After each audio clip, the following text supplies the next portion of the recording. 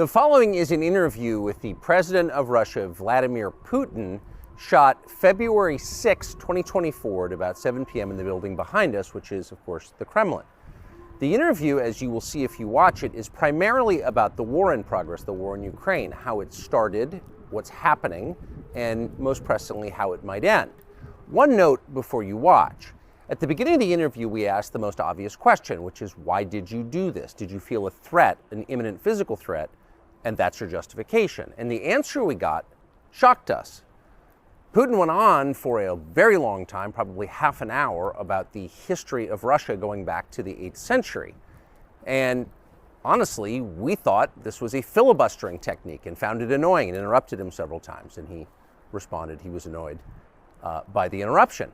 But we concluded in the end, for what it's worth, that it was not a filibustering technique. There was no time limit on the interview. We ended it after more than 2 hours. Instead, what you're about to see seemed to us sincere, whether you agree with it or not. Vladimir Putin believes that Russia has a historic claim to parts of Western Ukraine. So our opinion would be to view it in that light, as a sincere expression of what he thinks. And with that, here it is. Mr. President, thank you. On February 22nd, 2022, you addressed your country in a nationwide address when the conflict in Ukraine started. And you said that you were acting because you had come to the conclusion that the United States, through NATO, might initiate a, quote, surprise attack on our country. And to American ears, that sounds paranoid. Tell us why you believe the United States might strike Russia out of the blue. How did you conclude that? It's not that America, the United States, was going to launch a surprise strike on Russia. I didn't say that. Are we having a talk show or a serious conversation? Here's the quote. Thank you. It's a formidable, serious talk. Because your basic education is in history, as far as I understand. Yes. So if you don't mind, I will take only 30 seconds or 1 minute to give you a short reference to history for giving you a little historical background. Please. Let's look where our relationship with Ukraine started from. Where did Ukraine come from? The Russian state started gathering itself as a centralized statehood,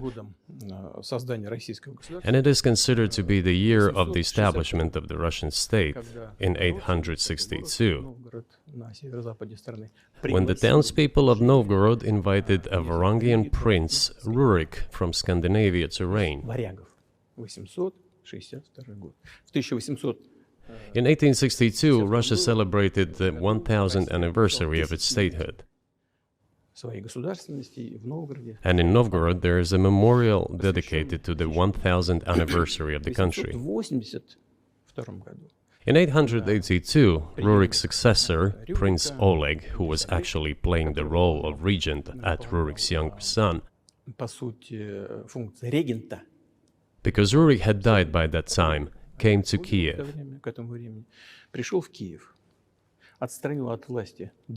He ousted two brothers who apparently had once been members of Rurik's squad.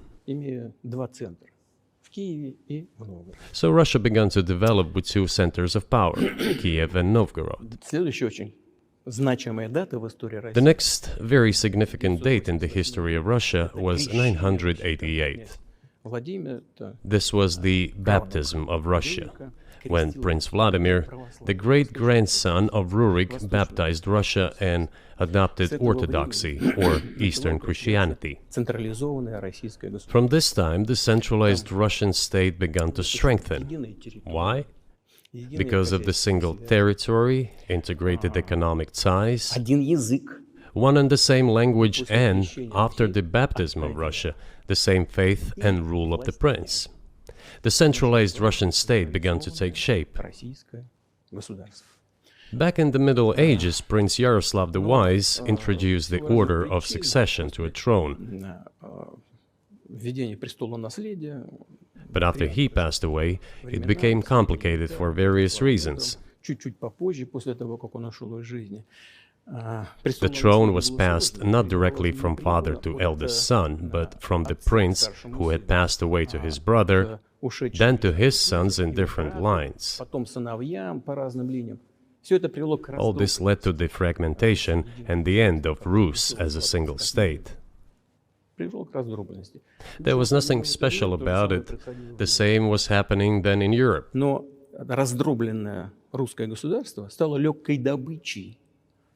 But the fragmented Russian state became an easy prey to the empire created earlier by Genghis Khan.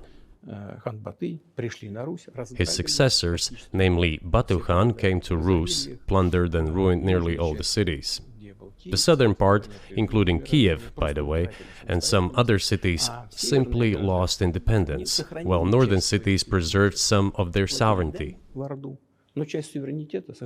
They had to pay tribute to the horde, but they managed to preserve some part of their sovereignty.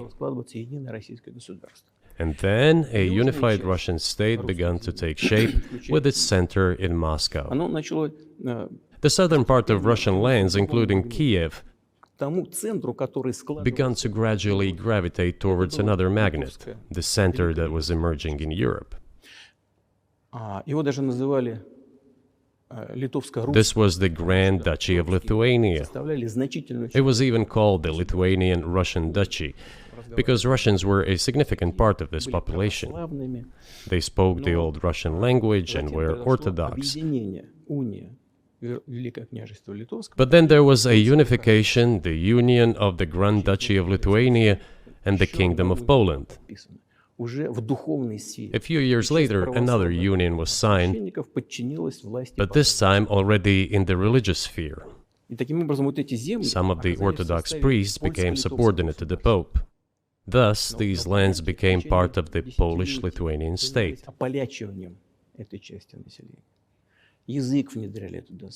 During decades, the Poles were engaged in Polonization of this part of the population. They introduced their language there, tried to entrench the idea that this population was not exactly Russians, that because they lived on the fringe, they were Ukrainians. Originally, the word Ukrainian meant that a person was living on the outskirts of the state, along the fringes, or was engaged in a border patrol service. It didn't mean any particular ethnic group. So the Poles were trying to, in every possible way, to colonize this part of the Russian lands, and actually treated it rather harshly, not to say cruelly. All that led to the fact that this part of the Russian lands began to struggle for their rights. They wrote letters to Warsaw demanding that their rights be observed and people be commissioned here, including to Kiev. I beg your pardon, can you tell us what period? I'm losing track of where in history we are. The Polish oppression of Ukraine. It was in the 13th century.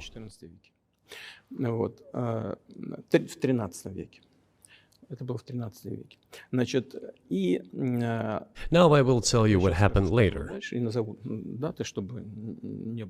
and give the dates so that there is no confusion. And in 1654, even a bit earlier, the people who were in control of the authority over that part of the Russian lands addressed Warsaw, I repeat, demanding that they send them to rulers of Russian origin and Orthodox faith. When Warsaw did not answer them, and in fact rejected their demands, they turned to Moscow, so that Moscow took them away. So that you don't think that I'm inventing things, I'll give you these documents. Well, it doesn't sound like you're inventing it. I'm not sure why it's relevant to what happened 2 years ago. But still, these are documents from the archives, copies. Here are the letters from Bogdan Khmelnytsky, the man who then controlled the power in this part of the Russian lands that is now called Ukraine. He wrote to Warsaw demanding that their rights be upheld. And after being refused, he began to write letters to Moscow, asking to take them under the strong hand of the Moscow Tsar. There are copies of these documents. I will leave them for your good memory. There is a translation into Russian. You can translate it into English later. Russia would not agree to admit them straight away, assuming that the war with Poland would start. Nevertheless, in 1654, the Pan-Russian Assembly of top clergy and landowners, headed by the Tsar, which was the representative body of the power of the old Russian state, decided to include a part of the old Russian lands into Moscow Kingdom. As expected, the war with Poland began. It lasted 13 years, and then in 1654, a truce was concluded. And 32 years later, I think, a peace treaty with Poland, which they called Eternal Peace, was signed. And these lands, the whole left bank of Dnieper, including Kiev, went to Russia. And the whole right bank of Dnieper remained in Poland.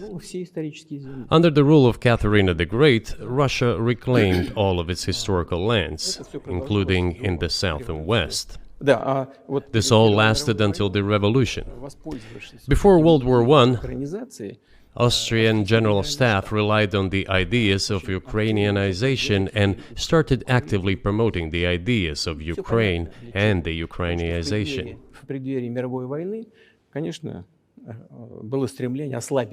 Their motive was obvious. Just before World War I, they wanted to weaken the potential enemy and secure themselves favorable conditions in the border area. So the idea which had emerged in Poland that people residing in that territory were allegedly not really Russians, but rather belonged to a special ethnic group, Ukrainians, started being propagated by the Austrian General Staff. As far back as the 19th century, theorists calling for Ukrainian independence appeared. All those, however, claimed that Ukraine should have a very good relationship with Russia. They insisted on that. After the 1917 revolution, the Bolsheviks sought to restore the statehood, and the civil war began, including the hostilities with Poland. In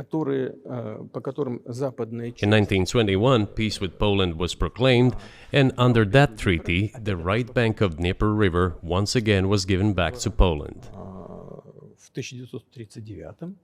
In 1939, after Poland cooperated with Hitler, it did collaborate with Hitler, you know?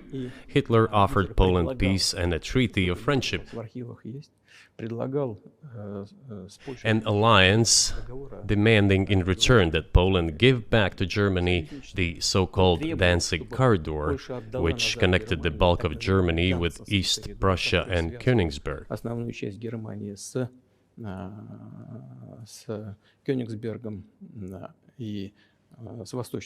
After World War I, this territory was transferred to Poland, and instead of Danzig, a city of Gdansk emerged. Hitler asked them to give it amicably, but they refused. Of course.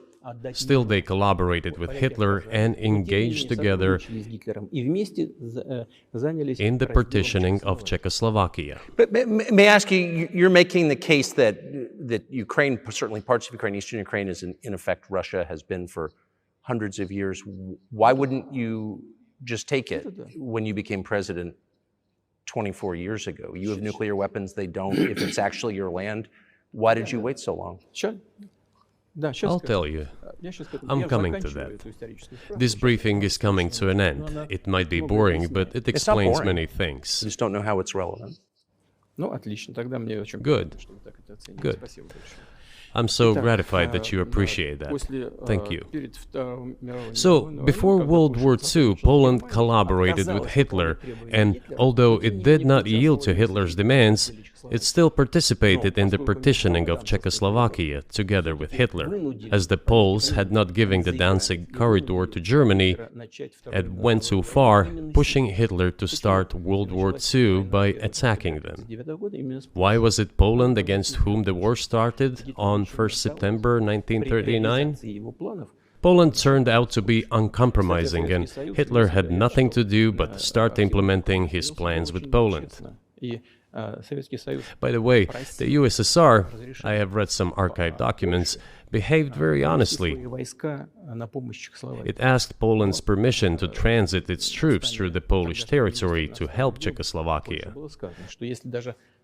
But the then Polish foreign minister said that if the Soviet planes flew over Poland, they would be downed over the territory of Poland. But that doesn't matter. What matters is that the war began, and Poland fell prey to the policies it had pursued against Czechoslovakia, as under the well-known Molotov-Ribbentrop Pact. Part of the territory, including western Ukraine, was to be given to Russia. Thus, Russia, which was then named the USSR, regained its historical lands. After the victory in the Great Patriotic War, as we call World War II, all those territories were ultimately enshrined as belonging to Russia, to the USSR. As for Poland, it received, apparently in compensation, the lands which had originally been German.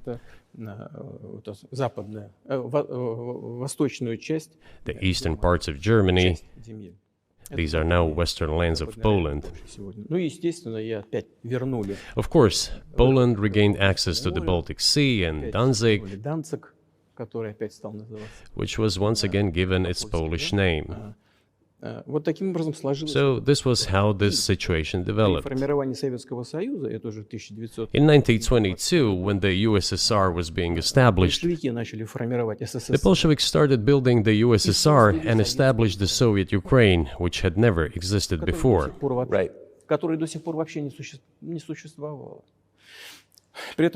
Stalin insisted that those republics be included in the USSR as autonomous entities. For some inexplicable reason, Lenin, the founder of the Soviet state, insisted that they be entitled to withdraw from the USSR. And again, for some unknown reasons, he transferred to that newly established Soviet Republic of Ukraine some of the lands together with people living there, even though those lands had never been called Ukraine, and yet they were made part of that Soviet Republic of Ukraine. Those lands included the Black Sea region, which was received under Catherine the Great, and which had no historical connection with Ukraine whatsoever. Even if we go as far back as 1654, when these lands returned to Russian Empire, that territory was the size of 3 to 4 regions of modern Ukraine, with no Black Sea region. That was completely out of the question. In 1654. Exactly. You obviously have encyclopedic knowledge of this region, but why didn't you make this case for the first 22 years as president that Ukraine wasn't a real country?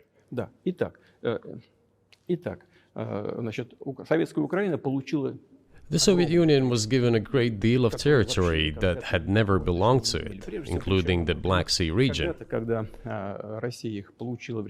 At some point, when Russia received them as an outcome of the Russo-Turkish Wars, they were called New Russia or Novorossiya. But that does not matter.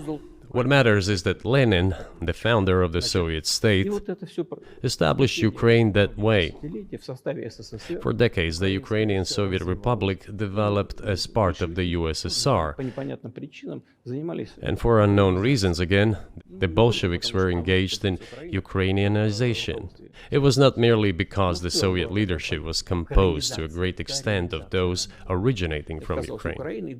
Rather, it was explained by the general policy of indigenization pursued by the Soviet Union. Same things were done in other Soviet republics. This involved promoting national languages and national cultures, which is not bad in principle. That is how the Soviet Ukraine was created. After the World War II, Ukraine received, in addition to the lands that had belonged to Poland before the war, part of the lands that had previously belonged to Hungary and Romania. So Romania and Hungary had some of their lands taken away and given to the Soviet Ukraine, and they still remain part of Ukraine. So in this sense, we have every reason to affirm that Ukraine is an artificial state that was shaped at Stalin's will. Do you believe Hungary has a right to take its land back from Ukraine, and that other nations have a right to go back to their 1654 borders?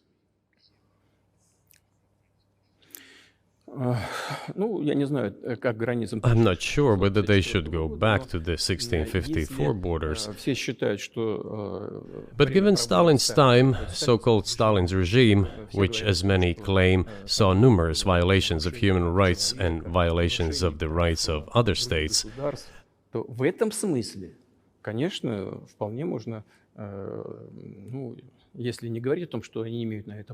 one may say that they could claim back those lands of theirs while having no right to do that. It is at least understandable. Have you told Viktor Orban that he can have part of Ukraine?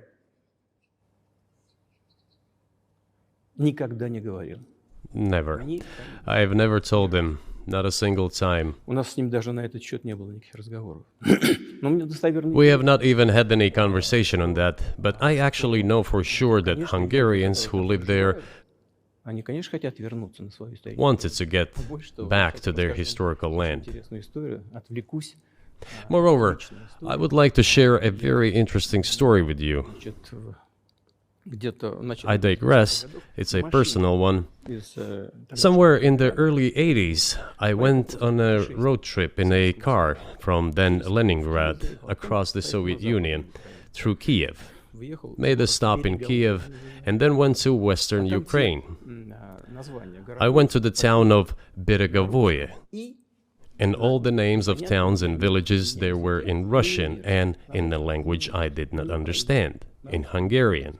In Russian and in Hungarian. Not in Ukrainian, in Russian and in Hungarian. I was driving through some kind of village and there were men sitting next to the houses and they were wearing black three-piece suits and black cylinder hats. I asked, are they some kind of entertainers? I was told, no, they were not entertainers, they're Hungarians.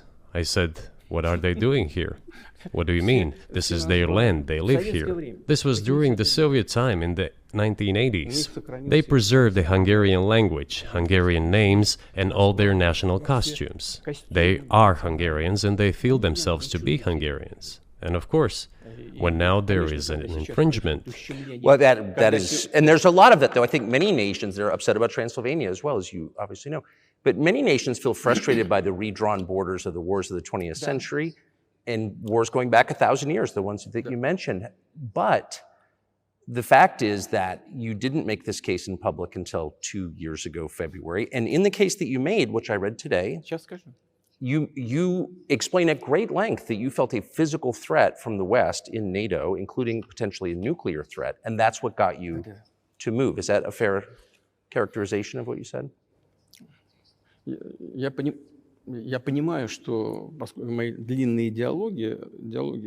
I understand that my long speeches probably fall outside of the genre of the interview. That is why I asked you at the beginning, are we going to have a serious talk or a show? You said a serious talk, so bear with me, please. We're coming to the point where the Soviet Ukraine was established. Then, in 1991, the Soviet Union collapsed, and everything that Russia had generously bestowed on Ukraine was dragged away by the latter. I'm coming to a very important point of today's agenda. Thank you. After all, the collapse of the Soviet Union was effectively initiated by the Russian leadership. I do not understand what the Russian leadership was guided by at the time, but I suspect there were several reasons to think everything would be fine.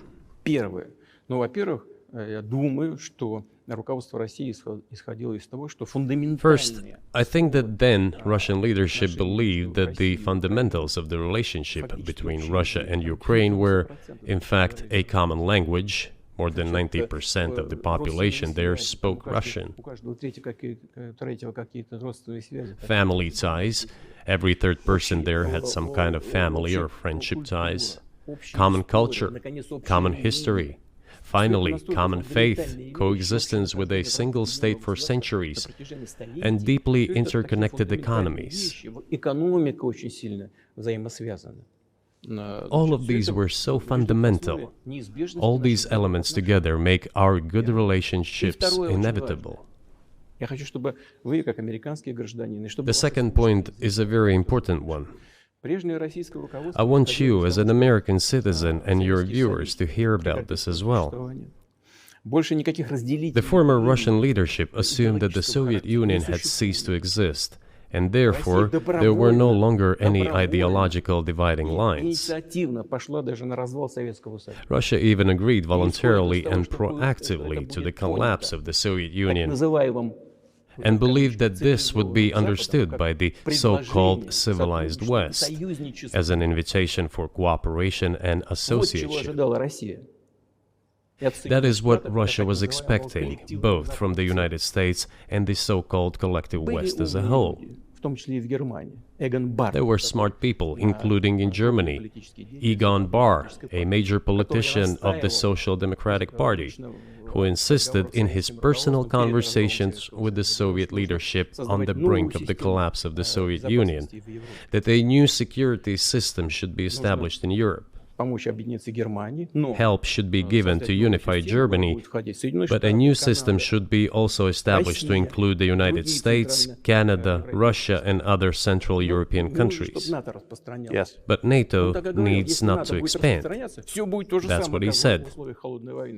If NATO expands, everything would be just the same as during the Cold War, only closer to Russia's borders. That's all. He was a wise old man, but no one listened to him. In fact, he got angry once. If, he said, you don't listen to me, I'm never setting my foot in Moscow once again. Everything happened just as he had said. Well, of course, it did come true, and you've mentioned this many times. I think it's a fair point, and many in America thought that relations between Russia and the United States would be fine with the collapse of the Soviet Union and the end of the Cold War, that the opposite happened. But you've never explained why you think that happened, except to say that the West fears a strong Russia, but we have a strong China the West does not seem very afraid of. What about Russia, do you think, convinced policymakers they had to take it down? The West is afraid of strong China more than it fears a strong Russia, because Russia has 150 million people and China has 1.5 billion population, and its economy is growing by leaps and bounds, or 5% a year. It used to be even more. But that's enough for China. As Bismarck once put it, potentials are the most important. China's potential is enormous. It is the biggest economy in the world today in terms of purchasing power parity and the size of the economy. It has already overtaken the United States quite a long time ago, and it is growing at a rapid clip. Let's not talk about who is afraid of whom. Let's not reason in such terms. And let's get into the fact that after 1991, when Russia expected that it would be welcomed into the brotherly family of civilized nations, nothing like this happened. You tricked us. I don't mean you personally when I say you. Of course, I'm talking about the United States. The promise was that NATO would not expand eastward, but it happened 5 times. There were 5 waves of expansion. We tolerated all that. We were trying to persuade them. We were saying, please don't. We are as bourgeois now as you are. We are market economy and there is no communist party power. Let's negotiate. Moreover, I have also said this publicly before. There was a moment when a certain rift started growing between us. Before that, Yeltsin came to the United States. Remember, he spoke in Congress and said the good words, God bless America. Everything he said were signals. Let us in.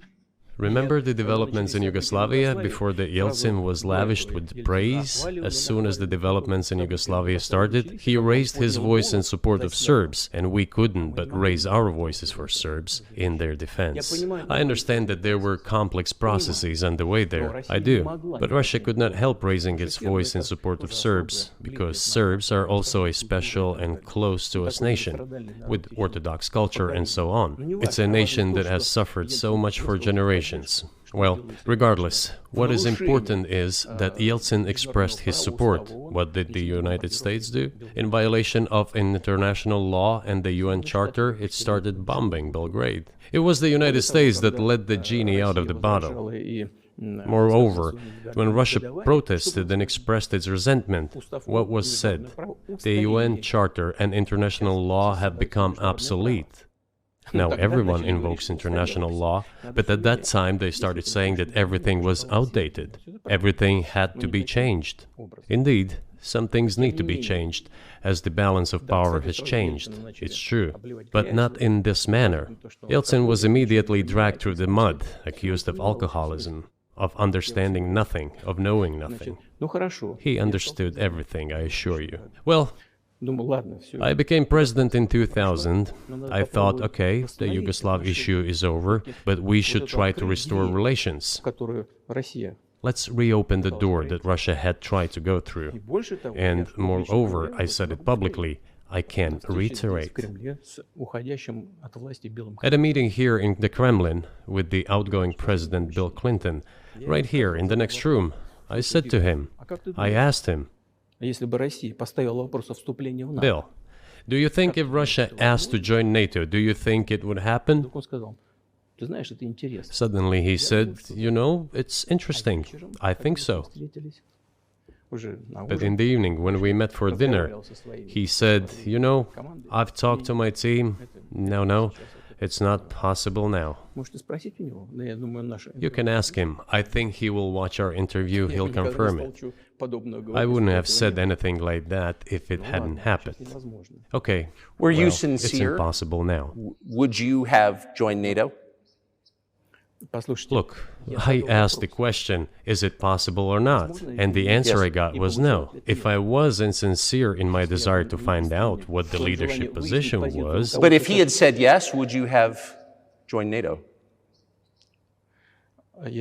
If he had said yes, the process of rapprochement would have commenced, and eventually it might have happened, if we had seen some sincere wish on the other side of our partners. But it didn't happen. Well, no means no. Okay, fine. Why do you think that is? Just to get to motive, I know you're clearly bitter about it, I understand, but why do you think the West rebuffed you then? Why the hostility? Why did the end of the Cold War not fix the relationship? What motivates this from your point of view? You said I was bitter about the answer. No, it's not bitterness. It's just a statement of fact. We're not bride and groom, bitterness, resentment. It's not about those kind of matters in such circumstances.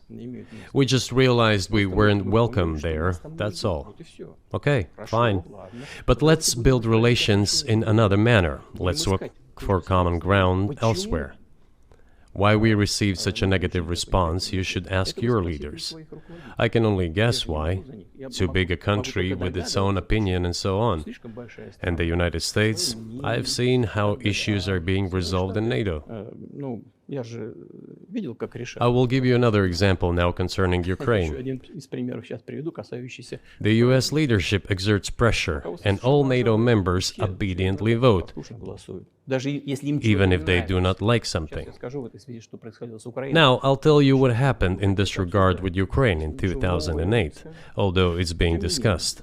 I'm not going to open a secret to you, say anything new. Nevertheless, after that we tried to build relations in different ways.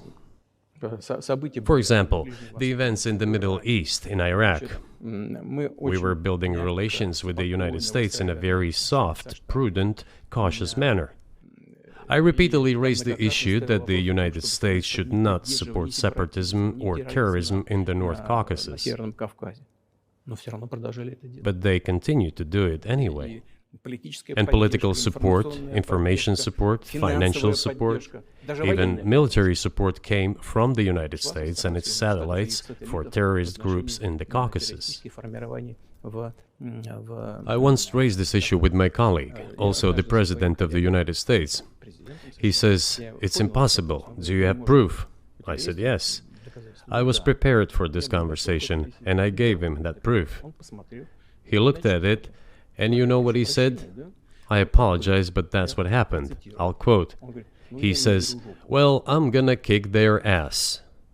We waited and waited for some response. There was no reply. I said to the FSB director, "Write to the CIA, what is the result of the conversation with President?" He wrote once, twice, and then we got a reply. We have the answer in the archive. The CIA replied, "We have been working with the opposition in Russia. We believe that this is the right thing to do, and we will keep on doing it." Just ridiculous. Well, okay. We realized that it was out of the question. Forces in opposition to you. So you're saying the CIA is trying to overthrow your government? Of course, they meant in that particular case the separatists, the terrorists who fought with us in the Caucasus. That's who they called the opposition. This is the second point.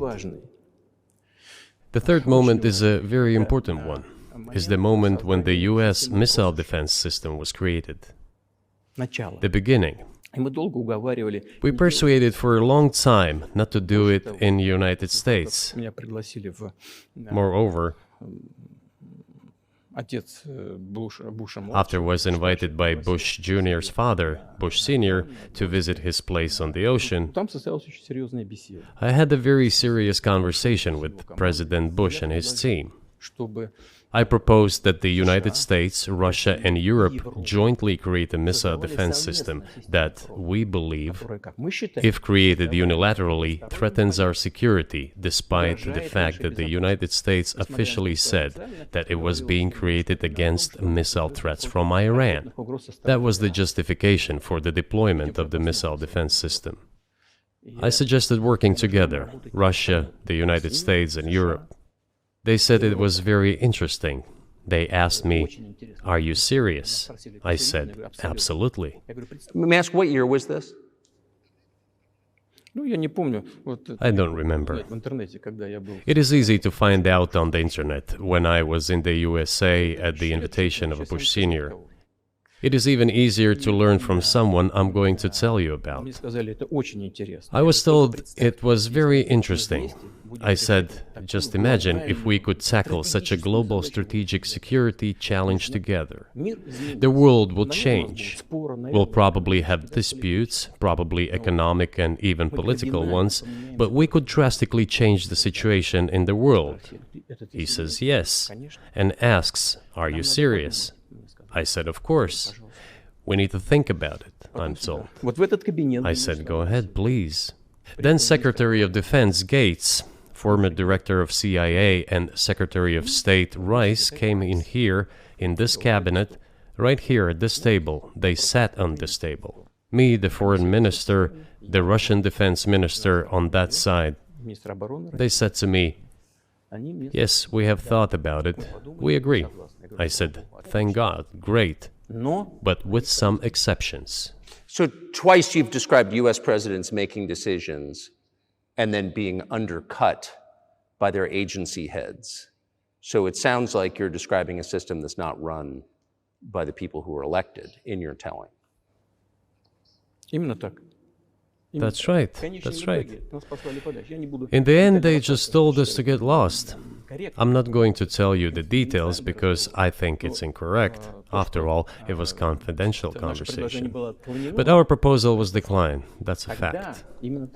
It was right then when I said, "Look, but then we will be forced to take countermeasures. We will create such strike systems that will certainly overcome missile defense systems."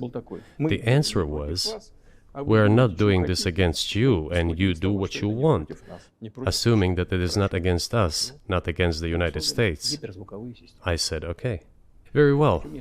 That's the way it went. And we created hypersonic systems with intercontinental range, and we continue to develop them. We are now ahead of everyone, the United States and the other countries, in terms of the development of hypersonic strike systems, and we are improving them every day. But it wasn't us. We proposed to go the other way, and we were pushed back. Now, about NATO's expansion to the east. Well, we were promised no NATO to the east, not an inch to the east, as we were told. And then what? They said, well, it's not enshrined on paper, so we'll expand. So there were 5 waves of expansion, the Baltic states, the whole of Eastern Europe, and so on. And now I come to the main thing. They have come to the Ukraine, ultimately. In 2008, at the summit in Bucharest, they declared that the doors for Ukraine and Georgia to join NATO were open. Now about how decisions are made there. Germany, France seem to be against it, as well as some other European countries. But then, as it turned out later, President Bush, and he's such a tough guy, a tough politician, as I was told later, he exerted pressure on us and we had to agree. It's ridiculous, it's like kindergarten. Where are the guarantees? What kindergarten is this? What kind of people are these? Who are they? You see, they were pressed, they agreed. And then they say, Ukraine won't be in the NATO, you know? I say, I don't know. I know you agreed in 2008. Why won't you agree in the future? Well, they pressed us then. I say, why won't they press you tomorrow? And you'll agree again. Well, it's nonsensical. Who's there to talk to? I just don't understand. We're ready to talk. But with whom? Where are the guarantees? None. So they started to develop the territory of Ukraine. Whatever is there, I have told you the background, how this territory developed, what kind of relations there were with Russia. Every second or third person there has always had some ties with Russia. And during the elections in already independent, sovereign Ukraine, which gained its independence as a result of the Declaration of Independence, and by the way, it says that Ukraine is a neutral state, and in 2008, suddenly the doors or gates to NATO were open to it. Oh, come on. This is not how we agreed. Now, all the presidents that have come to power in Ukraine, they relied on electorate with a good attitude to Russia in one way or the other. This is the southeast of Ukraine. This is a large number of people. And it was very difficult to dissuade this electorate, which had a positive attitude towards Russia. Viktor Yanukovych came to power, and how? The first time he won after President Kuchma, they organized a 3rd round, which is not provided for in the constitution of Ukraine. This is a coup d'etat. Just imagine, someone in the United States wouldn't like the outcome. In 2014? Before that. No, this was before that. After President Kuchma, Viktor Yanukovych won the elections.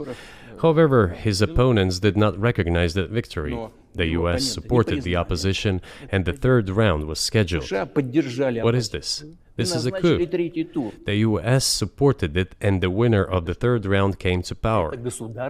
Imagine if in the US something was not to someone's liking, and the 3rd round of election, which the US Constitution does not provide for, was organized. Nonetheless, it was done in Ukraine. Okay, Viktor Yushchenko, who was considered a pro-Western politician, came to power. Fine, we have built relations with him as well. He came to Moscow with visits. We visited Kiev. I visited too. We met in an informal setting. If he's pro-Western, so be it. It's fine. Let people do their job. The situation should have developed inside the independent Ukraine itself. As a result of Kuchma's leadership, things got worse and Viktor Yanukovych came to power after all. Maybe he wasn't the best president and politician, I don't know. I don't want to give assessments. However, the issue of the association with the EU came up. We have always been lenient to this. Suit yourself. But when we read through the Treaty of Association, it turned out to be a problem for us, since we had a free trade zone and open customs borders with Ukraine, which under this association had to open its borders for Europe, which would have led to flooding of our market. We said, no, this is not going to work. We shall close our borders with Ukraine then. The customs borders, that is. Yanukovych started to calculate how much Ukraine was going to gain, how much to lose, and said to his European partners, I need more time to think before signing. The moment he said that, the opposition began to take destructive steps which were supported by the West. It all came down to Maidan and a coup in Ukraine. So he did more trade with Russia than with the EU. Ukraine did. Of course. It's not even the matter of trade volume, although for the most part it is. It is the matter of cooperation ties, which the entire Ukrainian economy was based on. The cooperation ties between the enterprises were very close since the times of the Soviet Union. One enterprise there used to produce components to be assembled both in Russia and Ukraine and vice versa. They used to be very close ties. A coup d'etat was committed, although I shall not delve into details now, as I find doing it inappropriate, the US told us. Calm Yanukovych down, and we will calm the opposition. Let the situation unfold in the scenario of a political settlement. We said, all right, agreed, let's do it this way.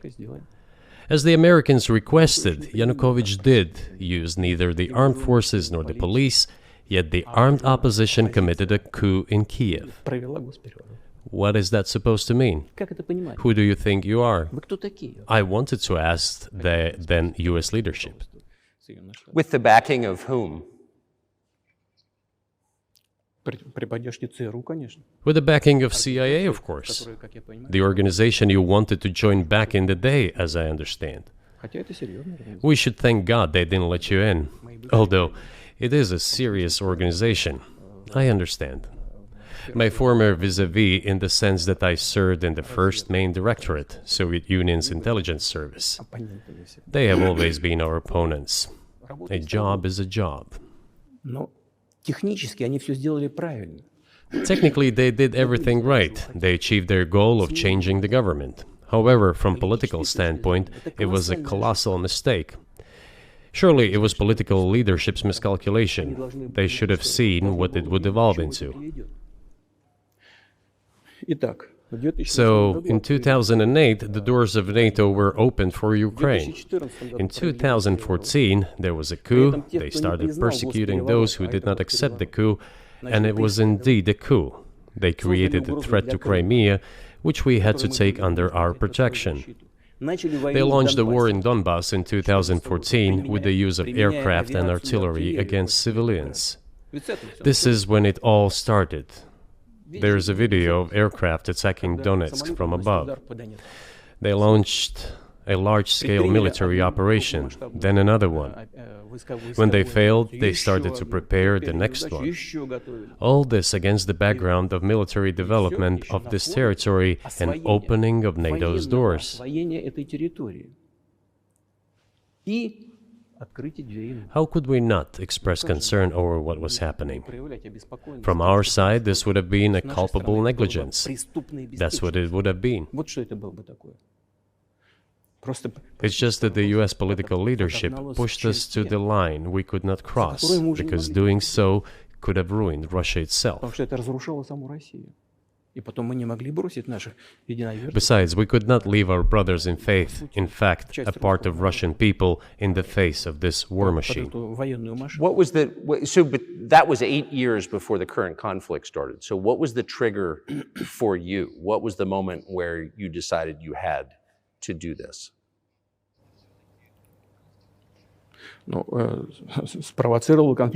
Initially, it was the coup in Ukraine that provoked the conflict. By the way, back then the representatives of 3 European countries, Germany, Poland and France, arrived. They were the guarantors of the signed agreement between the government of Yanukovych and the opposition. They signed it as guarantors. Despite that, the opposition committed a coup, and all these countries pretended that they didn't remember that they were guarantors of the peaceful settlement. They just threw it in the stove right away, and nobody recalls that. I don't know if the US know anything about the agreement between the opposition and the authorities, and its three guarantors who, instead of bringing this whole situation back in the political field, supported the coup. Although it was meaningless, believe me. Because President Yanukovych agreed to all conditions, he was ready to hold an early election which he had no chance of winning, frankly speaking. Everyone knew that. Then why the coup? Why the victims? Why threatening Crimea? Why launching an operation in Donbass? This I do not understand. That is exactly what the miscalculation is. CIA did its job to complete the coup. I think one of the deputy secretaries of state said that it cost a large sum of money, almost 5 billion. But the political mistake was colossal. Why would they have to do that? All this could have been done legally, without victims, without military action, without losing Crimea. We would have never considered to even lift a finger if it hadn't been for the bloody developments on Maidan. Because we agreed with the fact that after the collapse of the Soviet Union, our borders should be along the borders of former Union's republics. We agreed to that. But we never agreed to NATO's expansion, and moreover, we never agreed that Ukraine would be in NATO. We did not agree to NATO bases there without any discussion with us. For decades, we kept asking, don't do this, don't do that. And what triggered the latest events? Firstly, the current Ukrainian leadership declared that it would not implement the Minsk agreements, which had been signed, as you know, after the events of 2014 in Minsk, where the plan of peaceful settlement in Donbass was set forth. But no, the current Ukrainian leadership, foreign minister, all other officials, and then president himself said that they don't like anything about the Minsk agreements. In other words, they were not going to implement it. A year or a year and a half ago, former leaders of Germany and France said openly to the whole world that they indeed signed the Minsk agreements, but they never intended to implement them.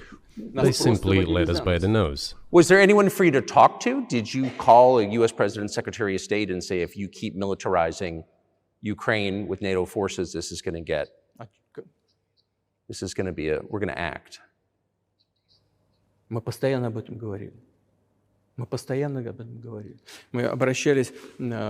We talked about this all the time.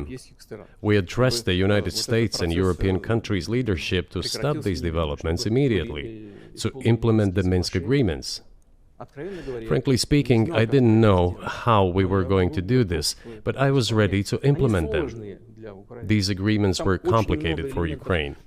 They included lots of elements of those Donbass territories' independence. That's true. However, I was absolutely confident, and I'm saying this to you now. I honestly believe that if we managed to convince the residents of Donbass, and we had to work hard to convince them to return to the Ukrainian statehood, then gradually the wounds would start to heal. When this part of territory reintegrated itself into common social environment, when the pensions and social benefits were paid again, all the pieces would gradually fall into place. No, nobody wanted that. Everybody wanted to resolve the issue by military force only. But we could not let that happen. And the situation got to the point when the Ukrainian side announced, no, we will not do anything. They also started preparing for military action. It was they who started the war in 2014. Our goal is to stop this war. And we did not start this war in 2022. This is an attempt to stop it. Do you think you've stopped it now? I mean, have you achieved your aims? No, we haven't achieved our aims yet, because one of them is denazification. This means the prohibition of all kinds of neo-Nazi movements. This is one of the problems that we discussed during the negotiation process, which ended in Istanbul early this year.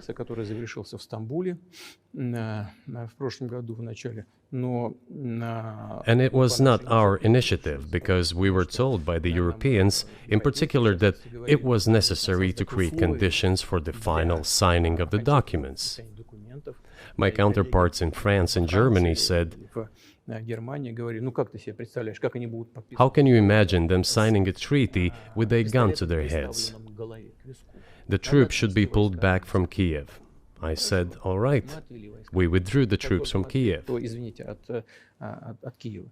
As soon as we pulled back our troops from Kiev, our Ukrainian negotiators immediately threw all our agreements reached in Istanbul into the bin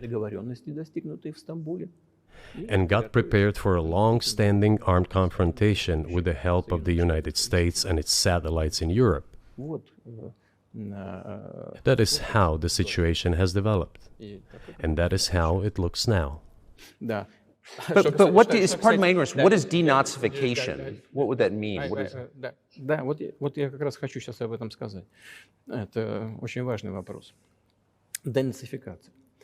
That is what I want to talk about right now.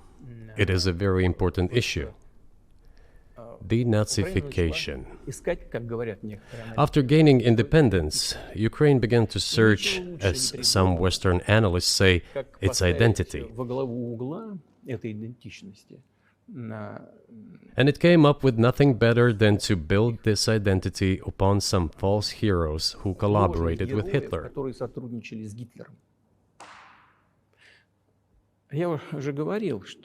I have already said that in the early 19th century, when the theorists of independence and sovereignty of Ukraine appeared, they assumed that an independent Ukraine should have very good relations with Russia. But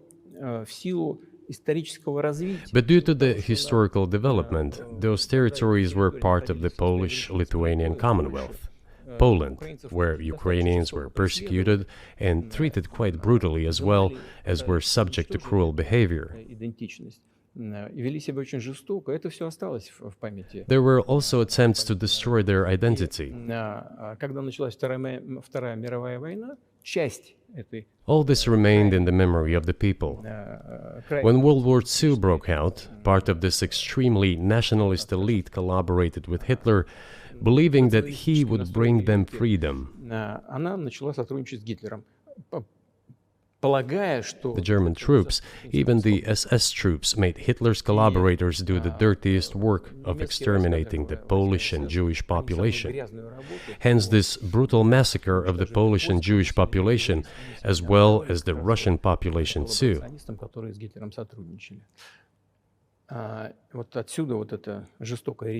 This was led by the persons who are well known, Bandera, Shukevich. It was those people who were made national heroes. That is the problem. And we are constantly told that nationalism and neo-Nazism exist in other countries as well. Yes, they are seedlings, but we uproot them, and other countries fight against them. But Ukraine is not the case.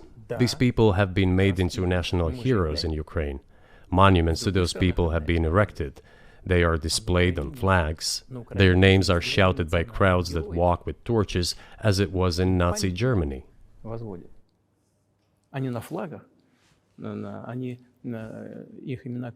These were people who exterminated Poles, Jews, and Russians. It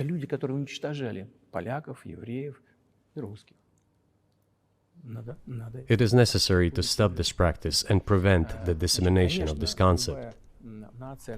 I say that Ukrainians are part of the one Russian people. They say, no, we are a separate people. Okay, fine. If they consider themselves a separate people, they have the right to do so, but not on the basis of Nazism, the Nazi ideology. Would you be satisfied with the territory that you have now? Нет, закончим. Вы же задали вопрос по неонацизму. денацификации. I will finish answering the question. You just asked a question about neo-Nazism and denazification. Замалчивается на Западе. Look, the president of Ukraine visited Canada. This story is well known, but being silenced in the Western countries. Спикер парламента. The Canadian Parliament introduced a man who, as the Speaker of the Parliament said, fought against the Russians during the World War II. Well, who fought against the Russians during the World War II? Hitler and his accomplices. It turned out that this man served in the SS troops. He personally killed Russians, Poles, and Jews. The SS troops consisted of Ukrainian nationalists who did this dirty work. The president of Ukraine stood up with the entire Parliament of Canada and applauded this man. How can this be imagined? The president of Ukraine himself, by the way, is a Jew by nationality. Really, my question is, what do you do about it? I mean, Hitler's been dead for 80 years. Nazi Germany no longer exists. And so, true. And so, I think what you're saying is you want to extinguish or at least control Ukrainian nationalism. But how? How do you do that? Вот послушайте меня. Ваш вопрос очень тонкий. Listen to me. Your question is very subtle, and I can tell you what I think. Do not take offense. Of course. Он, казалось бы, тонкий, он очень противный, этот вопрос. This question appears to be subtle. It is quite pesky. Значит, You say Hitler has been dead for so many years, 80 years. But his example lives on. People who exterminated Jews, Russians, and Poles are alive. And the president, the current president of today's Ukraine, applauds him in the Canadian Parliament, gives a standing ovation. Can we say that we have completely uprooted this ideology if what we see is happening today? That is what denazification is in our understanding. We have to get rid of those people who maintain this concept and support this practice and try to preserve it. That is what denazification is. That is what we mean. Right. My question was a little more specific. It was, of course, not a defense of Nazis, neo or otherwise. It was a practical question. You don't control the entire country. You don't control Kiev. You don't seem like you want to. So how do you eliminate a culture or an ideology or feelings or a view of history in a country that you don't control? What do you do about that? А вы знаете, как вам не покажется странным, в ходе переговоров в Стамбуле... You know, as strange as it may seem to you, during the negotiations in Istanbul, we did agree that we have it all in writing.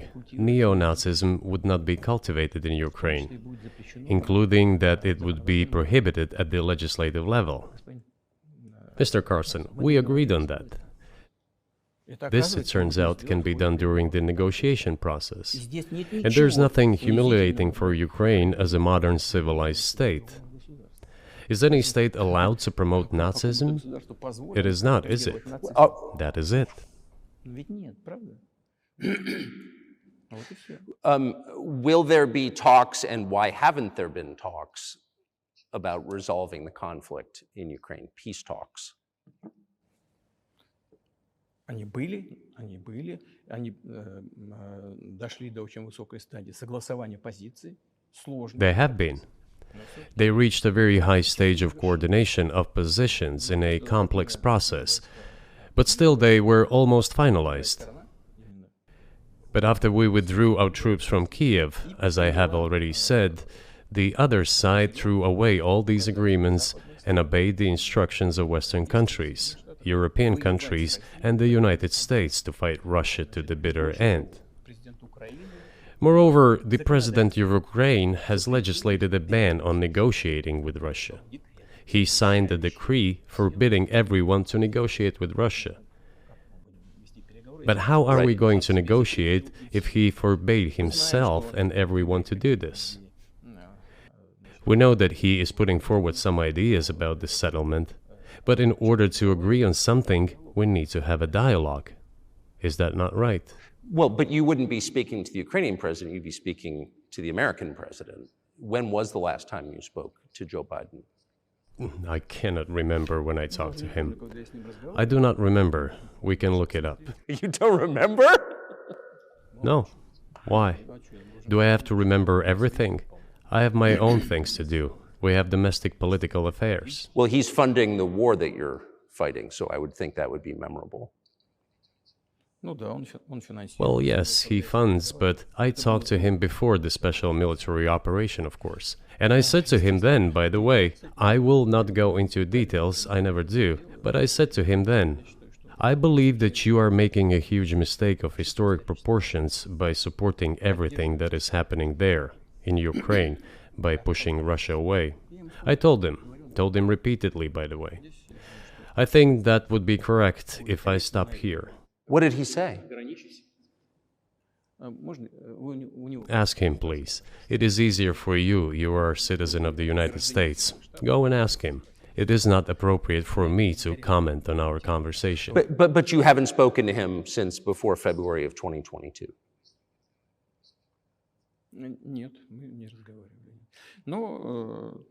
No, we haven't spoken. Certain contacts are being maintained, though. Speaking of which, do you remember what I told you about my proposal to work together on a missile defense system? Yes. You can ask all of them. All of them are safe and sound, thank God. The former president, Condoleezza, is safe and sound, and I think Mr. Gates and the current director of the intelligence agency, Mr. Burns, the then ambassador to Russia, in my opinion, are very successful ambassador. They were all witnesses to these conversations. Ask them. Same here. If you are interested in what Mr. President Biden responded to me, ask him. At any rate, I talked to him about it. I'm definitely interested, but from the outside, it seems like this could devolve or evolve into something that brings the entire world into conflict and could initiate a nuclear launch. And so why don't you just call Biden and say, let's work this out?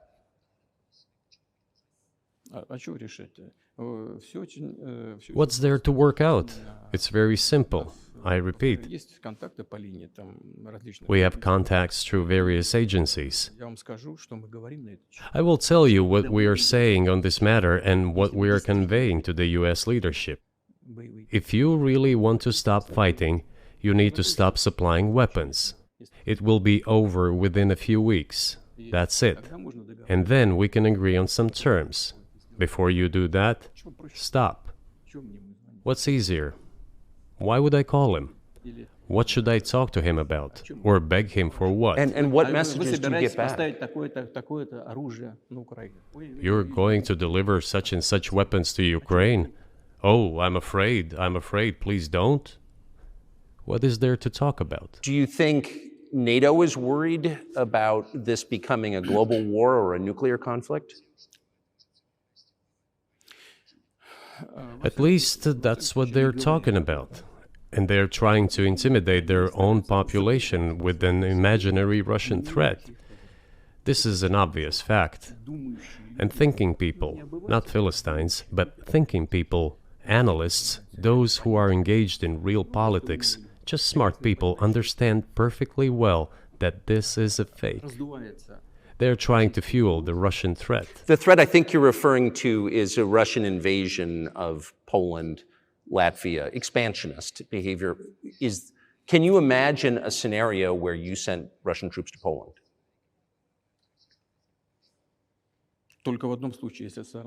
Only in one case, if Poland attacks Russia. Why? Because we have no interest in Poland, Latvia, or anywhere else. Why would we do that? We simply don't have any interest. It's just threat-mongering. Well, the argument, I know you know this, is that, well, he invaded Ukraine, he has territorial aims across the continent, and you're saying unequivocally you don't.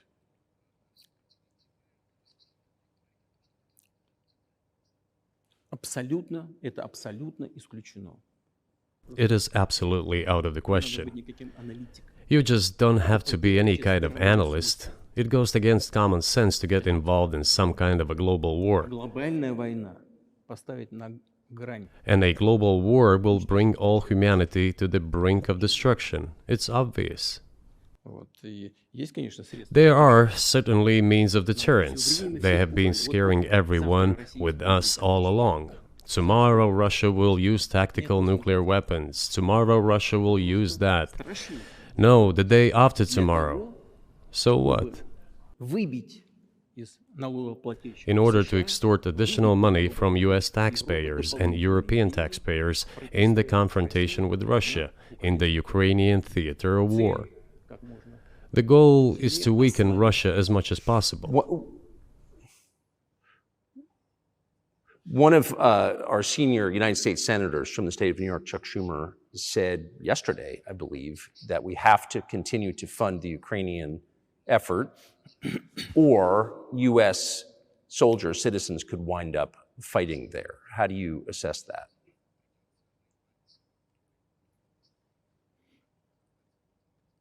Это провокация.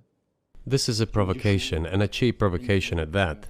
Американские солдаты должны воевать. I do not understand why American soldiers should fight in Ukraine. There are mercenaries from the United States there.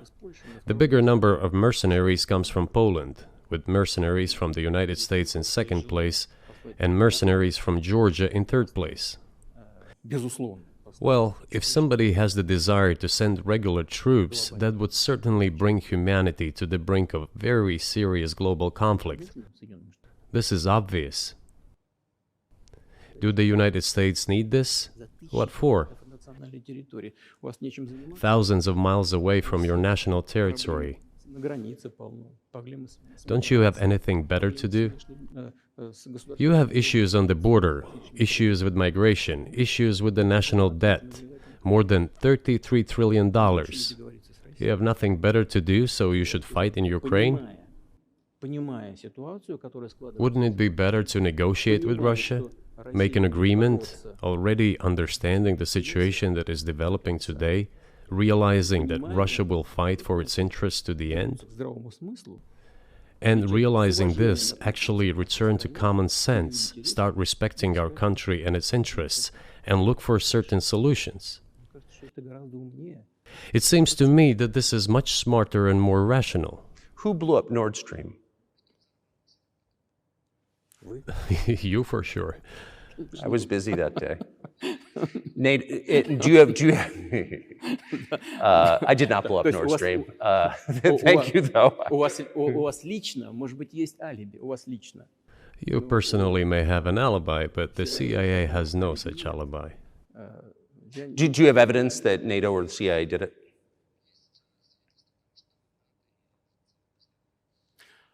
Вы знаете, я не You know, I won't get into details, but people always say in such cases, look for someone who is interested. But in this case, we should not only look for someone who is interested, but also for someone who has capabilities. Because there may be many people interested, but not all of them are capable of sinking to the bottom of the Baltic Sea and carrying out this explosion. These two components should be connected. Who is interested and who is capable of doing it? But I'm confused. I mean, that's the biggest act of industrial terrorism ever, and it's the largest emission of CO2 in history. Okay, so if you had evidence, and presumably given your security services, your intel services, you would, that NATO, the US, CIA, the West did this, why wouldn't you present it and win a propaganda victory? В войне пропаганды очень сложно. In the war of propaganda, it is very difficult to defeat the United States, because the United States controls all the world's media and many European media. Европейских. The ultimate beneficiary of the biggest European media are American financial institutions. Don't you know that? So it is possible to get involved in this work, but it is cost prohibitive, so to speak. Мы можем We can simply shine the spotlight on our sources of information, and we will not achieve results. планировать так ясно, что It is clear to the whole world what happened, and even American analysts talk about it directly. It's true. Yes, but here's a question you may be able to answer. You worked in Germany, famously. The Germans clearly know that their NATO partner did this, and it damaged their economy greatly. It may never recover. Why are they being silent about it? That's very confusing to me. Why wouldn't the Germans say something about it? Ну, меня это тоже удивляет. This also confuses me. But today's German leadership is guided by the interests of the collective West rather than its national interests. Otherwise, it is difficult to explain the logic of their action or inaction. After all, it is not only about Nord Stream 1, which was blown up, and the Nord Stream 2 was damaged. But one pipe is safe and sound, and gas can be supplied to Europe through it. But Germany does not open it. We are ready, please. There's another route through Poland, called Yamal Europe, which also allows for large flow. Poland has closed it, but Poland packs from the German hand. It receives money from the pan-European funds, and Germany is the main donor to these pan-European funds. Germany feeds Poland to a certain extent, and they close their route to Germany. Why? I don't understand. Ukraine, to which the Germans supply weapons and give money. Germany is the second sponsor of the United States in terms of financial aid to Ukraine. There are two gas routes through Ukraine. They simply closed one route, the Ukrainians. Open the second route and please get gas from Russia. They do not open it. Why don't the Germans say, look guys, we give you money and weapons, open up the valve, please, let the gas from Russia pass through for us. We're buying liquefied gas at exorbitant prices in Europe, which brings the level of our competitiveness and economy in general down to zero. Do you want us to give you money? Let us have the decent existence. Make money for our economy, because this is where the money we give you comes from. They refuse to do so. Why? Ask them. That is what is like in their heads. Those are highly incompetent people. Well, maybe the world is breaking into two hemispheres, one with cheap energy, the other without. And I want to ask you that. If we're now a multipolar world, obviously we are, can you describe the blocks of alliances? Who is in each side, do you think? Listen, you have said that the world is breaking into two hemispheres. A human brain is divided into two hemispheres. One is responsible for one type of activities, the other one is more about creativity and so on. But it is still one and the same head. The world should be a single whole. Security should be shared rather than meant for the golden billion. That is the only scenario where the world could be stable, sustainable, and predictable. Until then, while the head is split in two parts, it is an illness, a serious adverse condition. It is a period of severe disease that the world is going through now. But I think that, thanks to honest journalism, this work is akin to work of the doctors. This could somehow be remedied. Well, let's just give one example, the US dollar, which has kind of united the world in a lot of ways, maybe not to your advantage, but certainly to ours. Is that going away as the reserve currency, the universally accepted currency? How have sanctions, do you think, changed the dollar's place in the world?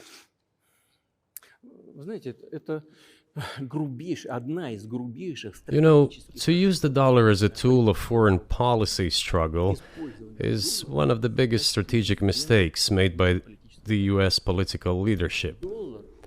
The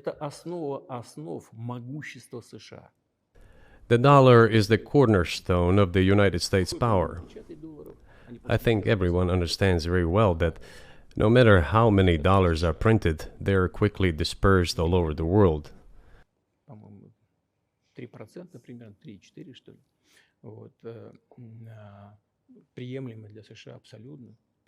Inflation in the United States is minimal. It's about 3 or 3.4%, which is, I think, totally acceptable for the US.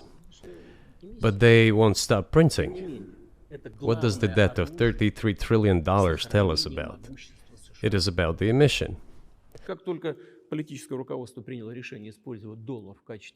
инструмента политической борьбы. Nevertheless, it is the main weapon used by the United States to preserve its power across the world. As soon as the political leadership decided to use the US dollar as a tool of political struggle, a blow was dealt to this American power. I would not like to use any strong language, but it is a stupid thing to do and a grave mistake. Сокращаются запасы доллара сейчас. Все смотрят на то, что происходит, и начинают искать возможности. Look at what is going on in the world. Even the United States allies are now downsizing their dollar reserves. Seeing this, everyone starts looking for ways to protect themselves. But the fact that the United States applies restrictive measures to certain countries, such as placing restrictions on transactions, freezing assets, etc., causes grave concern and sends a signal to the whole world. What did we have here? Until 2022, about 80% of Russian foreign trade transactions were made in US dollars and euros. В наших расчетах с третьими странами. Значит, US dollars accounted for approximately 50% of our transactions with third countries, while currently it is down to 13%. It wasn't us who banned the use of the US dollar. США приняли решение ограничить наши расчеты в долларах. We had no such intention. It was decision of the United States to restrict our transactions in US dollars. I think it is complete foolishness from the point of view of the interests of the United States itself and its taxpayers, as it damages the US economy, undermines the power of the United States across the world. By the way, our transactions in yuan accounted for about 3%. Сейчас 34%. Today, 34% of our transactions are made in rubles and about as much, Настолько же 30. a little over 34% in yuan. Зачем Соединенные Штаты это сделали? Why did the United States do this? My only guess is self-conceit. Думали, наверное, что They всё probably thought it would lead to full collapse, but nothing collapsed. Moreover, other countries, including oil producers, are thinking of and already accepting payments for oil in yuan. Do you even realize what is going on or not? Ну, вы понимаете, что это такое происходит? Does anyone in the United States realize this? Понимает это в тех же Соединенных Штатах? What are you doing? You are cutting yourself Сами off. себе All обрезаете experts say this. то, что всегда... Ask any intelligent and thinking person in the United States what the dollar means for the US. But You're killing it with your own hands. I think that's I think that's a fair assessment. The question is what comes next, and maybe you trade one colonial power for another, much less sentimental and forgiving colonial power. I mean, is the BRICS, for example, in danger of being completely dominated by the Chinese economy in a way that's not good for their sovereignty? Do you worry about that? Эти страшилки нам... Well, we have heard those boogeyman stories before. It is a boogeyman story. We're neighbors with China. You cannot choose neighbors just as you cannot choose close relatives. We share a border of 1,000 kilometers with them. This is number one. Second, we have a centuries-long history of coexistence. We're used to it. Third, China's foreign policy philosophy is not aggressive. Its idea is to always look for compromise, and we can see that. The next point is as follows. We are always told the same boogeyman story, and here it goes again. Through an euphemistic form, but it is still the same boogeyman story. The cooperation with China keeps increasing. The pace at which China's cooperation with Europe is growing is higher and greater than that of the growth of Chinese-Russian cooperation. Ask Europeans, aren't they afraid? They might be, I don't know. But they are still trying to access China's market at all costs, especially now that they are facing economic problems. Chinese businesses are also exploring the European market. Do Chinese businesses have small presence in the United States? Yes, the political decisions are such that they are trying to limit their cooperation with China. It is to your own detriment, Mr. Tucker, that you are limiting cooperation with China. You are hurting yourself. It is a delicate matter, and there are no silver bullet solutions, just as it is with the dollar. So, before introducing any illegitimate sanctions, illegitimate in terms of the Charter of the United Nations, one should think very carefully. For decision makers, this appears to be a problem. So you said a moment ago that the world would be a lot better if it weren't broken into competing alliances, if there was cooperation globally. One of the reasons you don't have that is because the current American administration is dead set against you. Do you think if there were a new administration after Joe Biden that you would be able to reestablish communication with the US government? Or does it not matter who the president is?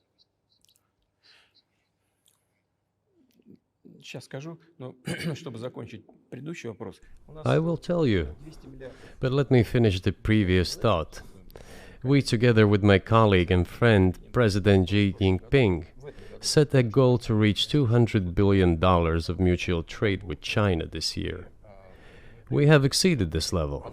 According to our figures, our bilateral trade with China totals already $230 billion, and the Chinese statistics says it is $240 billion. One more important thing. Our trade is well balanced, mutually complementary in high-tech, energy, scientific research and development. It is very balanced. As for BRICS, where Russia took over the presidency this year, the BRICS countries are, by and large, developing very rapidly.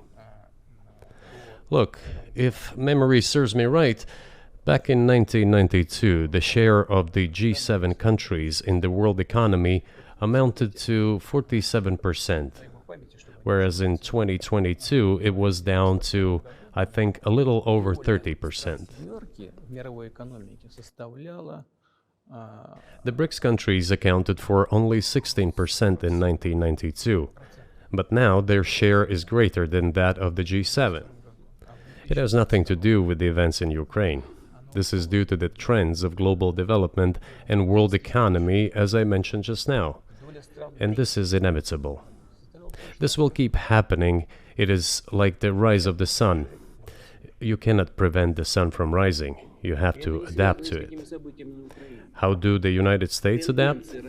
With the help of force, sanctions, pressure, bombings, and use of armed forces.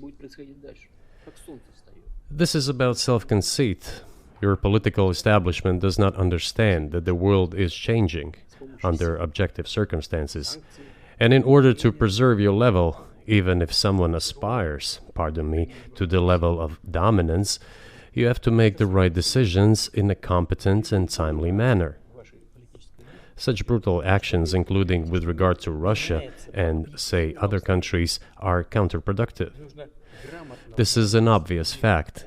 It has already become evident. You just asked me if another leader comes and changes something. It is not about the leader. It is not about the personality of a particular person. I had a very good relationship with, say, Bush. I know that in the United States, he was portrayed as some kind of a country boy who does not understand much. I assure you that this is not the case. I think he made a lot of mistakes with regard to Russia, too. I told you about 2008 and the decision in Bucharest to open the NATO's doors for Ukraine and so on. That happened during his presidency. He actually exercised pressure on the Europeans. But in general, on a personal human level, I had a very good relationship with him. He was no worse than any other American or Russian or European politician. I assure you, he understood what he was doing as well as others. I had such personal relationship with Trump as well. It is not about the personality of the leader, it is about the elite's mindset. If the idea of domination at any cost, based also on forceful actions, dominates the American society, nothing will change. It will only get worse. But if, in the end, one comes to the awareness that the world has been changing due to the objective circumstances, and that one should be able to adapt to them in time, using the advantages that the US still has today, then perhaps something may change. Look, China's economy has become the first economy in the world in purchasing power parity. In terms of volume, it overtook the US a long time ago. The USA comes second, then India, 1.5 billion people, and then Japan, with Russia in the fifth place. Russia was the first economy in Europe last year, despite all the sanctions and restrictions. Is it normal from your point of view? Sanctions, restrictions, impossibility of payments in dollars, being cut off from SWIFT services, sanctions against our ships carrying oil, sanctions against airplanes, sanctions in everything, everywhere. The largest number of sanctions in the world which are applied against Russia. And we have become Europe's first economy during this time. The tools that US uses don't work. Well, one has to think about what to do. If this realization comes to the ruling elites, then yes, then the first person of the state will act in anticipation of what the voters and the people who make decisions at various levels expect from this person. Then maybe something will change. But you're describing two different systems. You say the leader acts in the interest of the voters, but you also say these decisions are not made by the leader, they're made by the ruling classes. You've run this country for so long, you've known all these American presidents. What are those power centers in the United States, do you think? Like, who actually makes the decisions?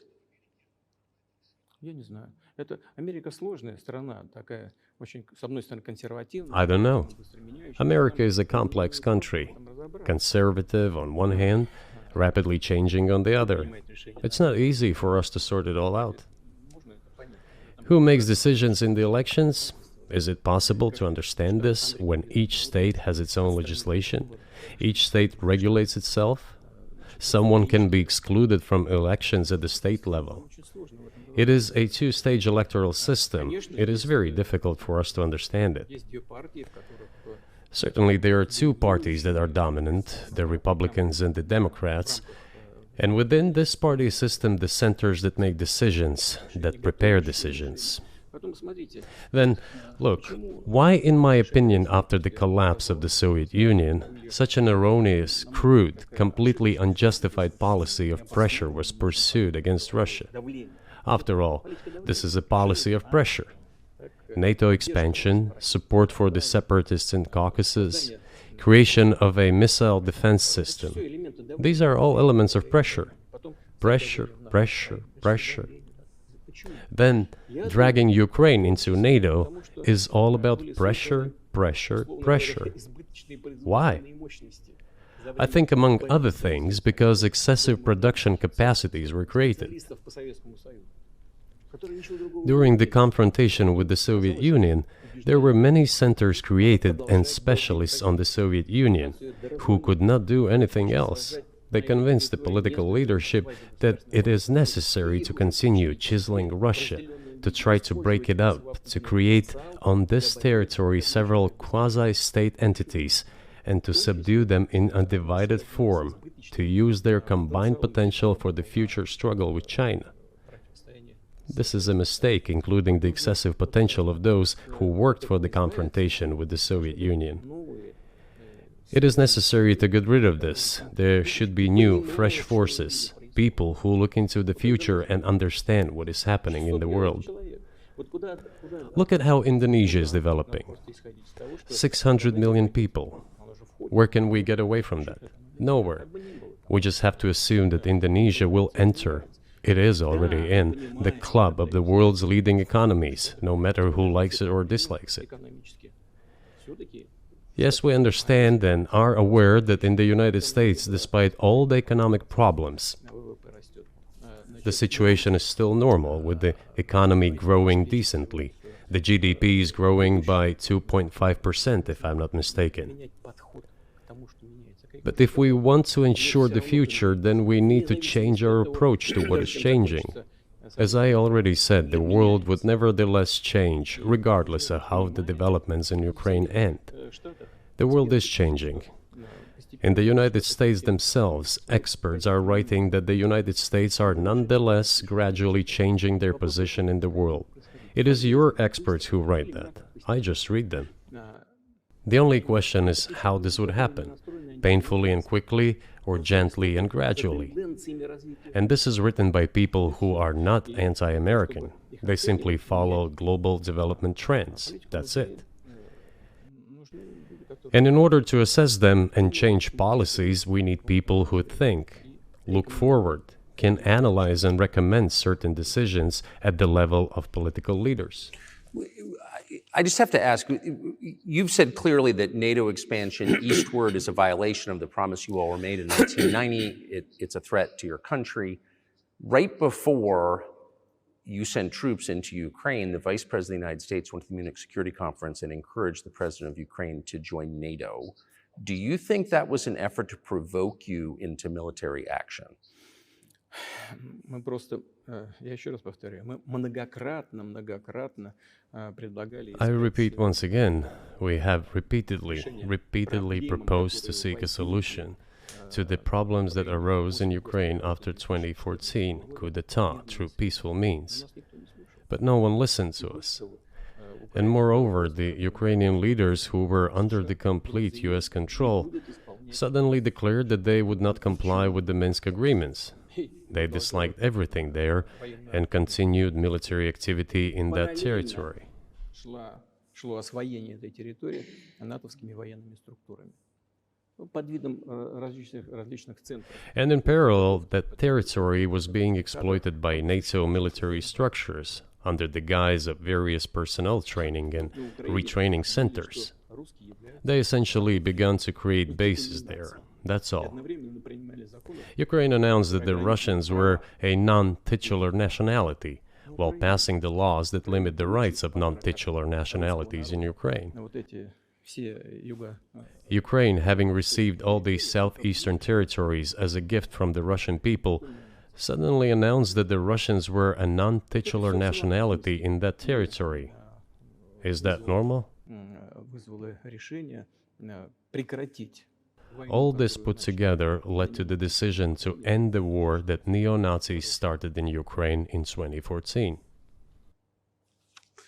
Do you think Zelensky has the freedom to negotiate a settlement to this conflict?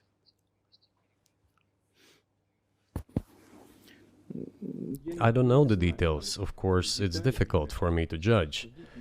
But I believe he has, in any case, he used to have. His father fought against the fascists, Nazis, during World War II. I once talked to him about this. I said, Volodya, what are you doing? Why are you supporting neo-Nazis in Ukraine today, while your father fought against fascism? He was a front-line soldier. I will not tell you what he answered. This is a separate topic, and I think it's incorrect for me to do so. But as to the freedom of choice, why not? He came to power on the expectations of Ukrainian people that he would lead Ukraine to peace. He talked about this. It was thanks to this that he won the elections overwhelmingly. But then, when he came to power, in my opinion, he realized two things. Firstly, it is better not to clash with neo-Nazis and nationalists, because they are aggressive and very active. You can expect anything from them. And secondly, the US-led West supports them and will always support those who antagonize with Russia. It is beneficial and safe. So he took the relevant position despite promising his people to end the war in Ukraine. He deceived his voters. But do you think at this point, as of February 2024, he has the latitude, the freedom to speak with you or your government directly about putting an end to this, which clearly isn't helping his country or the world? Can he do that, do you think? Ну, а почему нет? Он же Why not? He considers himself head of state. He won the elections. Although we believe in Russia that the coup d'etat is the primary source of power for everything that happened after 2014. And in this sense, even today, government is flawed. But he considers himself the president, and he is recognized by the United States, all of Europe, and practically the rest of the world in such a capacity. Why not? He can. We negotiated with Ukraine in Istanbul. We agreed. He was aware of this. Moreover, the negotiation group leader, Mr. Arahamiya is his last name, I believe still heads the faction of the ruling party, the party of the president in the Rada. He still heads the presidential faction in the Rada, the country's parliament.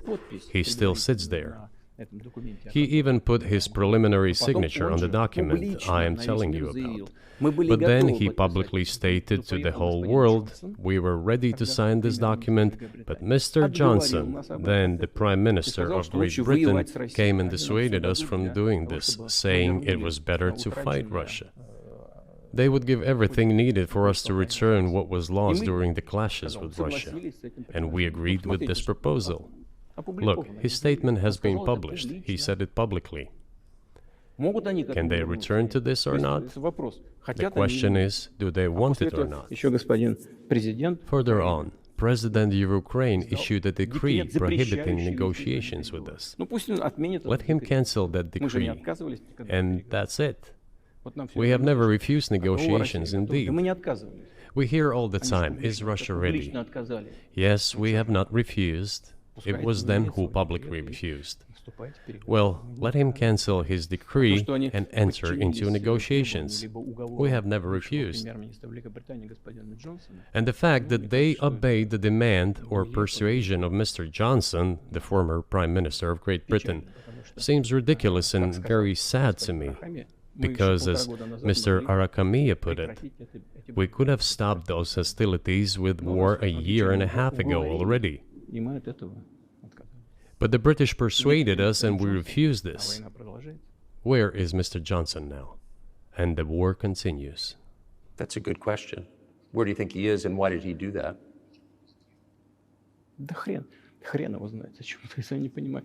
Hell knows. I don't understand it myself. There was a general starting point. For some reason, everyone had the illusion that Russia could be defeated on the battlefield. Because of arrogance, because of a pure heart, but not because of a great mind. You've described the connection between Russia and Ukraine. You've described Russia itself a couple of times as Orthodox. That's central to your understanding of Russia. You've said you're Orthodox. What does that mean for you? You're a Christian leader by your own description. So what effect does that have on you?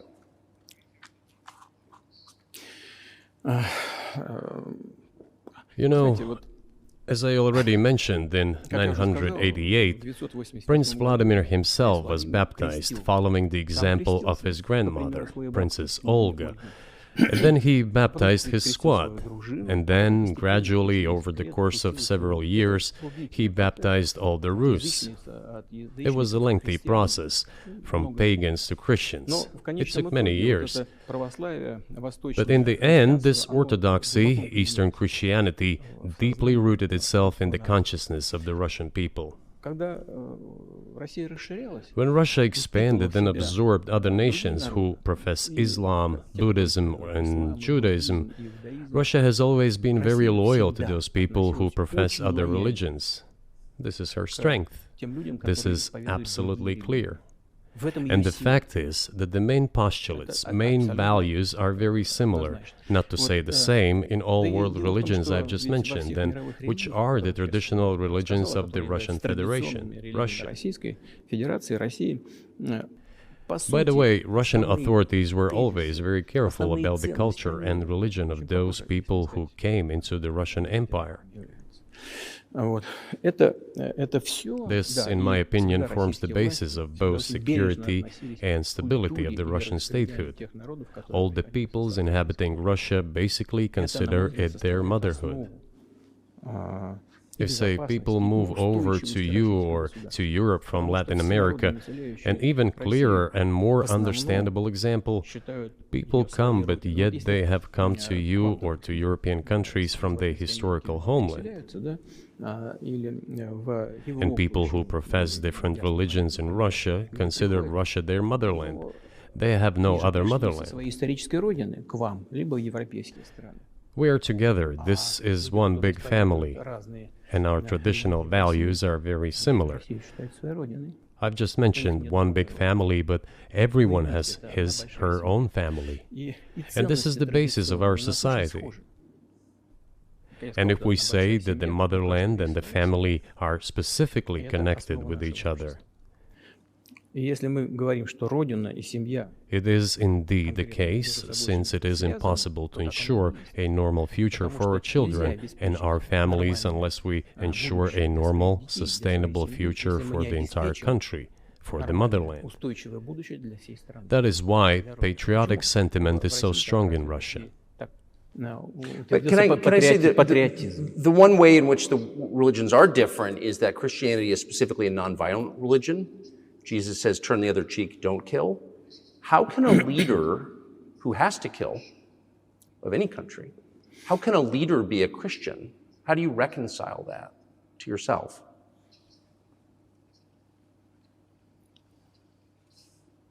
Очень легко. Если речь идет о защите себя и своей семьи. It is very easy when it comes to protecting oneself and one's family, one's homeland. We won't attack anyone. When did the developments in Ukraine start? Since the coup d'etat and the hostilities in Donbass began, that's when they started. And we're protecting our people, ourselves, our homeland, and our future. As for religion in general, you know, it's not about external manifestations. It's not about going to church every day or banging your head on the floor. It is in the heart. And our culture is so human-oriented. Dostoevsky, who was very well known in the West and the genius of Russian culture, Russian literature, spoke a lot about this, about the Russian soul. Русский человек, российский человек, он думает больше о вечном, думает больше о ценностях. After all, Western society is more pragmatic. Russian people think more about the eternal, about moral values. I don't know, maybe you won't agree with me, but Western culture is more pragmatic after all.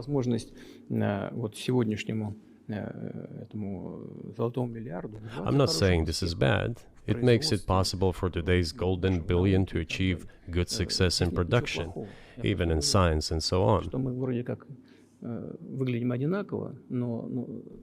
There's nothing wrong with that. I'm just saying that we kind of look the same, but our minds So are do you built a see little the different. supernatural at work as you look out across what's happening in the world now? Do you see God at work? Do you ever think to yourself, these are forces that are not human? Да нет, я, честно говоря, так не думаю. Я думаю о том, что No, to be honest, I don't think so. развивается вот по своим внутренним My opinion is that the development of the world community is in accordance with the inherent laws, and those laws are what they are. Так было всегда в истории человечества. It's always been this way in the history of mankind. Some nations and countries rose, became stronger and more numerous, and then left the international stage, losing the status they had accustomed to. Не нужно приводить эти примеры, но начиная There's probably no need for me to give examples, but we could start with the Genghis Khan and horde conquerors, the Golden Horde, and then end with the Roman Empire. It seems that there has never been anything like the Roman Empire in the history of mankind. Nevertheless, the potential of the barbarians gradually grew, as did their population. In general, the barbarians were getting stronger and began to develop economically, as we would say today. This eventually led to the collapse of the Roman Empire and the regime imposed by the Romans. Этот процесс However, разрушения Великой it took Римской 5 империи centuries for the Roman Empire to fall apart. в сегодняшней ситуации The разница difference with what is happening now процессы изменений is that all the processes of change are happening at a much faster pace than in Roman times. So when does the AI empire start, do you think? У меня всё в более You're сложные asking вопросы. increasingly more complicated questions.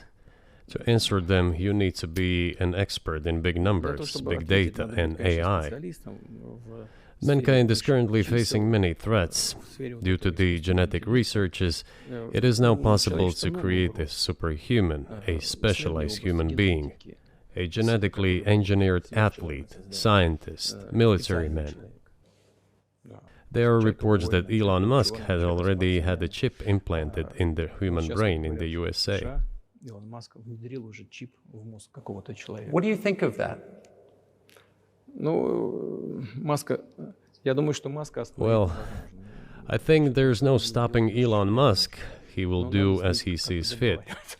Надо искать какие-то Nevertheless, способы, you need to убедить- find убедить some его. common Не ground просто with him, умничать, то есть search for уверен, ways что to он- persuade надо с him. ним как-то I договариваться. think he's a Этот smart процесс, person, I truly да, believe he процесс, is. нужно So you need to контролировать. reach an agreement with him because this process needs to be formalized and subjected to certain rules. Того, что будет происходить с ним в связи с развитием вот этих новейших исследований и технологий в генетике. либо Humanity has to в искусственном consider интеллекте. what is going to happen due to the Прогнозировать newest можно, development что in будет происходить. genetics Поэтому, or in AI.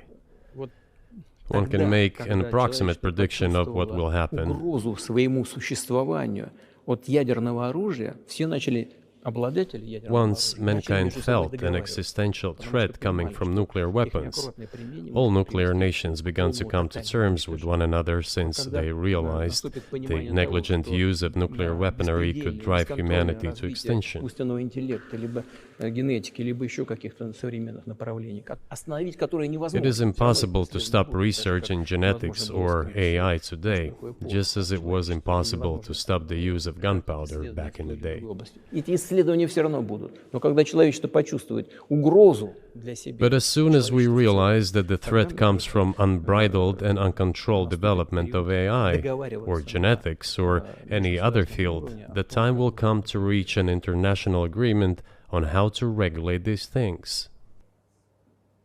I appreciate all the time you've given us. I just got to ask you one last question, and that's about someone who's very famous in the United States, probably not here, Evan Gershkovich, who's the Wall Street Journal reporter. He's 32, and he's been in prison for almost a year.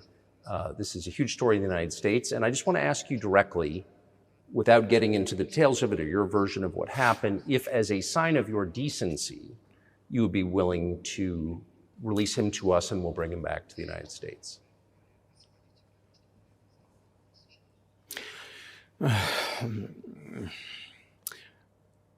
Мы столько сделали жестов доброй воли, что, мне кажется, мы исчерпали все лимиты. We have done so many gestures of goodwill out of decency that I think we have run out of them. Ни разу не ответил. Но We have never seen anyone reciprocate to us in a similar manner. что мы However, in theory, we can say that we do not rule out that we can do не that исключаем того, что мы можем это if our сделать partners при take reciprocal steps. встречном движении со стороны наших When I talk about the partners, I first of all refer to special services. представителей специальных служб. Special services are in contact with one another. They are talking about the matter in question. На то, чтобы не решить это. There is no taboo to settle this Мы issue. готовы ее решать. We are willing to solve Там it. есть определенные условия, которые But there are certain terms being discussed via special services по channels. партнерским каналам между спецслужбами. I believe an agreement can be reached. Да. So typically, I mean, this stuff has happened for obviously centuries. One country catches another spy within its borders, it trades it for one of its own intel guys in another country. I think what makes, and it's not my business, but what makes this different is the guy's obviously not a spy, he's a kid. And maybe he was breaking your law in some way, but he's not a super spy, and everybody knows that. And he's being held hostage in exchange, which is true. With respect, it's true, and everyone knows it's true. So maybe he's in a different category maybe it's not fair to ask for somebody else in exchange for letting him out. Maybe it degrades Russia to do that. Вы знаете, можно как угодно говорить, что такое шпион, что не шпион. You can give different interpretations to what constitutes a spy, but there are certain things provided by law. If a person gets secret information and does that in a conspiratorial manner, then this is qualified as espionage. And that is exactly what he was doing. He was receiving classified, confidential information, and he did it covertly. Maybe he did that out of carelessness or his own initiative. Considering the sheer fact, this is qualified as espionage. The fact has been proven, as he was caught red-handed when he was receiving this information. If it had been some far-fetched excuse, some fabrication, something not proven, it would have been a different story then. But he was caught red-handed when he was secretly getting confidential information. What is it then? But are you suggesting that he was working for the US government or NATO, or he was just a reporter who was given material he wasn't supposed to have? Those seem like very different things. Я не знаю, на кого он работал. Но повторяю еще раз. I don't know who he was working for, but I would like to reiterate that getting classified information in secret is called espionage, and he was working for the US Special Services, some other agencies. I don't think he was working for Monaco, as Monaco is hardly interested in getting that information. It is up to special services to come to an agreement. Some groundwork has been laid. There are people who, in our view, are not connected with special services. Let me tell you a story about a person serving a sentence in an allied country of the US. That person, due to patriotic sentiments, eliminated a bandit in one of the European capitals. During the events in the Caucasus, do you know what he was doing? I don't want to say that, but I will do it anyway. He was laying our soldiers, taken prisoner, on the road and then drove his car over their heads. What kind of person is that? Can he even be called human? But there was a patriot who eliminated him in one of the European capitals. Whether he did it of his own volition or not, that is a different question. Yeah, but Evan Gershkovich didn't do that. I mean, that's a completely different... I mean, this is a 32-year-old newspaper reporter. He committed something different. He's not just a journalist. I reiterate, he's a journalist who was secretly getting confidential information. Yes, it is different, but still, I'm talking about other people who are essentially controlled by the US authorities, wherever they are serving a sentence. There is an ongoing dialogue between the special services. This has to be resolved in a calm, responsible, and professional manner.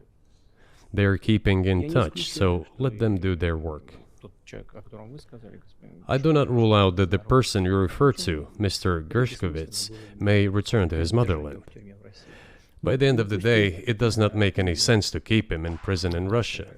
We want the US Special Services to think about how they can contribute to achieving the goals our special services are pursuing. We are ready to talk. Moreover, the talks are underway.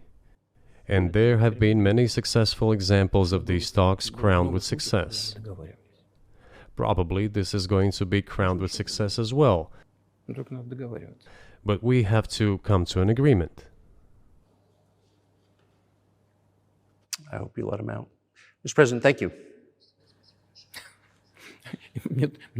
I also want him to return to his homeland at last.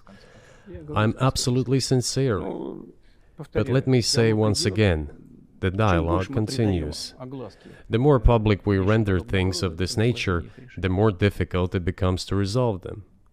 Всё должно. Everything has to be done in calm manner. I wonder if that's true режиме. with the war, though. Also, I mean, I guess I want to ask one more question, which is, and maybe you don't want to say so for strategic reasons, but are you worried that what's happening in Ukraine could lead to something much larger and much more horrible? And how motivated are you just to call the U.S. government and say, let's come to terms?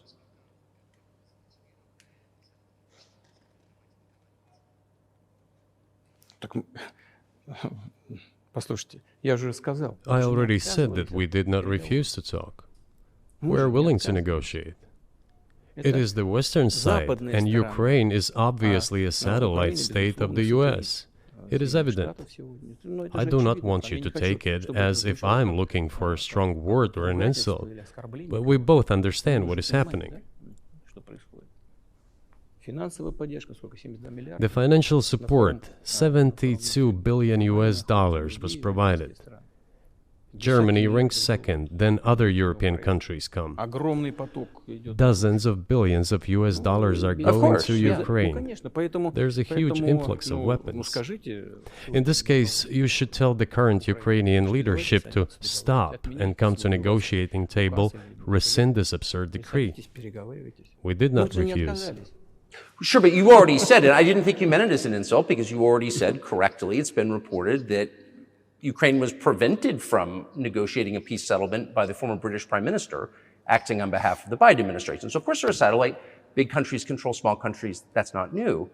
And that's why I asked about dealing directly with the Biden administration, which is making these decisions, not President Zelensky of Ukraine. Ну, если администрация Зеленского на Украине отказалась от переговоров, я исхожу из Well, того, что if the Zelensky administration in Ukraine refused to negotiate, I assume they did it under the instruction from Washington. If Washington believes it to be the wrong decision, let it abandon it. Let it find a delicate excuse so that no one is insulted. Let it come up with a way out. Пусть они от него отказываются. It was not us who made this decision, it was them. So let them go back on it. That is Мы it. должны искать выход из этого неправильного решения. However, they made the wrong decision, and now we have to look for a way out of the situation to correct their mistakes. Пусть и исправляют. They did it, so let them correct it themselves. We support this. So I just want to make sure I'm not misunderstanding what you're saying. I don't think that I am. I think you're saying you want a negotiated settlement to what's happening in Ukraine. Правильно. Но мы Right. уже добились этого. And we made it. We prepared the huge document in Istanbul that was initialed by the head of the Ukrainian delegation. He affixed his signature to some of the provisions, not to all of it. He put his signature and then he himself said, we were ready to sign it and the war would have been over long ago, 18 months ago. However, Prime Minister Johnson came, talked us out of it, and we missed that chance. Well, you missed it, you made a mistake. Let them get back to that, that is all. Why do we have to bother ourselves and correct somebody else's mistakes? I know one can say it is our mistake. It was us who intensified the situation and decided to put an end to the war that started in 2014 in Donbass, as I have already said, by means of weapons. Let me get back to furthering history. I already told you this. We were just discussing it. Let us go back to 1991, when we were promised that NATO would not expand, to 2008, when the doors to NATO opened to the declaration of state sovereignty of Ukraine, declaring Ukraine a neutral state. Let us go back to the fact that NATO and US military bases started to appear on the territory of Ukraine, creating threats to us. Let us go back to coup d'etat in Ukraine in 2014. It is pointless though, isn't it? We may go back and forth endlessly, but they stopped negotiations. Is it a mistake? Yes. Correct it. We are ready. What else is needed? Do you think it's too humiliating at this point for NATO to accept Russian control of what was 2 years ago Ukrainian territory? Я же сказал, I said, let them think how to do it with dignity. There are options if there is a will. Варианты есть. Но если такое желание. Up until now, there has been the uproar and screaming about inflicting a strategic defeat on Russia on the battlefield. Добиться стратегического поражения России, поражения на Now they are apparently coming to realize that it is difficult to achieve, if possible at all. In my opinion, it is impossible by definition. It is never going to happen. Мне кажется, сейчас It seems to me that now those who are in power in the West have come to realize this as well. это осознание пришло. Подумайте теперь. If so, if the realization has set in, they have to think what to do next. Того, We are ready for this dialogue. Would you be willing to say, congratulations, NATO, you won, and just keep the situation where it is now? Ну, вы знаете, это предмет переговоров. You know, it is a subject matter for the negotiations. No one is willing to conduct, or, to put it more accurately, Точнее сказать, хотят. they are willing but do not know how to do it. Я не только вижу, I know they want я to. знаю, что It is not just I see it, but I know they do want it. But they're struggling to understand how to do it. They have driven the situation to the point where we are at. It is not us who have done that. It is our partners, opponents who have done that. Well, now let them think how to reverse the situation. We're not against it. It would be funny if it were not so sad. Да, было бы смешно, если бы не было так грустно. This endless mobilization in Ukraine, the hysteria, the domestic problems, sooner or later it will result in agreement. Истерика, там, внутренние проблемы. You know, this probably sounds strange given the current situation, Все равно мы договоримся. И but the relations between the two peoples will be может, даже rebuilt странно в anyway. сегодняшней ситуации прозвучит. It will take a lot of time, but they will heal. Между народами восстановится. Потребуется много времени. I'll give you very unusual examples. Совсем приведу вам необычный пример. There is a combat encounter on the battlefield. Here's a specific example. Ukrainian soldiers got encircled. This is an example from real life. Украинская Our soldiers were shouting to them, "There is no chance. Surrender yourselves. Come out and you will be alive." наши солдаты им кричат. Suddenly, the Ukrainian soldiers were screaming from there in Russian, perfect Russian, saying, Вдруг оттуда "Russians, do not surrender." русском, хорошем русском And all of them и perished. не сдаются. They still identified themselves as Russian. Они до сих пор русскими себя ощущают. В этом смысле то, что What is happening is, to a certain extent, an element of a civil war. и все Everyone in the West thinks that the Russian people have been split by hostilities forever. растащили No, одну they часть. will be reunited. Нет, The unity is still there. воссоединение произойдет. Оно никуда и не делось. Why are the Ukrainian authorities dismantling the Ukrainian Orthodox Church? Растаскивают русскую православную церковь. Because it brings together not only the territory, Объединяет не территорию. it brings together our souls. И No никому one will be able не to удастся separate the soul. излить.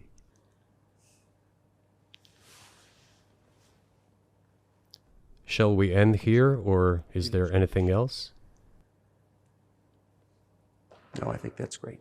Спасибо. Thank you, Mr. President.